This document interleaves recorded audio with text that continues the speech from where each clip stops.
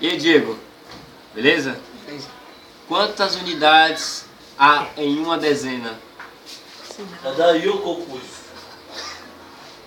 Vai pensando aí, vai pensando aí.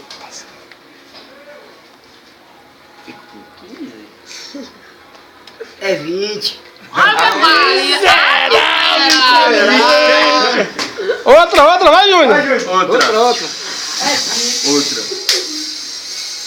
Quantas dezenas há em uma centena?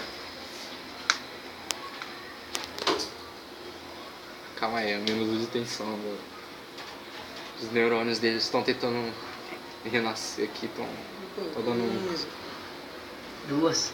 Acertou a miséria. Inteligente demais o menino, né? Rato. Agora outra, essa aqui é mais fácil.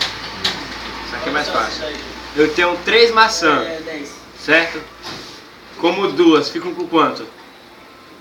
Você tem 3, come 2, você fica com 5. Miserável! Esse aí é bom. Pronto.